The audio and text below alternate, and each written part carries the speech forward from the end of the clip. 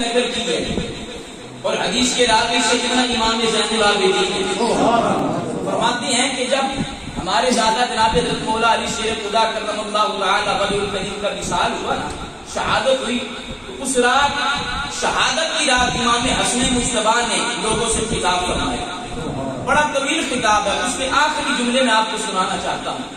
اس میں حضرت امام حسن مجتبیٰ فرماتے ہیں لوگوں سن لو، وَأَنَا مِنْ أَهْلِ الْبَيْتِ الَّذِي كَانَ جِبْرِيلُ يَنزِلُ إِلَيْنَا وَيَصْعَدُ مِنْ عِنْدَهُ، فرمایا لوگوں سن لو، میرا تعلق اس خاندان کے ساتھ ہے، میری نسبت اس گھرانے کے ساتھ ہے جہاں جبریل صبح بھی آتے ہیں شام بھی آتے ہیں،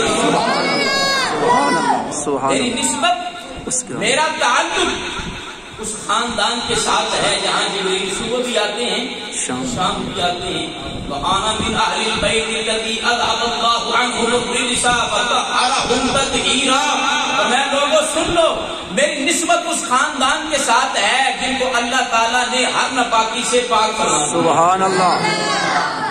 اسی آیت طیبہ پر میں ایک مفسر ان کو پڑھ رہا تھا، وہ فرماتے ہیں ایک رجس کا معنی ہوتا ہے ناپاکی، جو عام ہم بولتے ہیں، کہتے ہیں نہیں، یہاں جو اہل بیت کے لیے جو رجس بولا گیا ہے تو ہر قسم کا عیب ہے، خواہ بخل ہو، خواہ حرص ہو، خواہ دنیا کی لالچ ہو، خواہ دنیا کا طمع ہو، یا ویسے ناپاکی ہو، ہر وہ لفظ جس پر عیب بولا جاتا ہے اللہ تعالیٰ نے ہر اس عیب سے اہل بیت کو پاک اور منزہ فرمایا۔ سبحان اللہ۔ اب وہ دنیا کی طرف میلان ہو، دنیا کی حرص ہو، اللہ تعالیٰ نے ہر اس ناپاکی سے اہل بیت کو پاک فرما دیا، اور آگے فرمایا وَأَنَا مِنْ أَهْلِ الْبَيْتِ الَّذِي افْتَرَضَ اللَّهُ مَوَدَّتَهُمْ عَلَىٰ كُلِّ مُسْلِمٍ، فرمایا اور میرا تعلق اس خاندان کے ساتھ ہے، میری نسبت اس خاندان کے ساتھ ہے کہ جن کی محبت کو اللہ تعالیٰ نے امت پر فرض قرار دیا ہے۔ سبحان اللہ۔ یہ امام حسن مجتبیٰ فرما رہے ہیں، کون؟ امام حسن مجتبیٰ فرما رہے ہیں۔ پھر آپ نے قرآن کی آیت ترجمہ پڑھی، امام حسن مجتبیٰ نے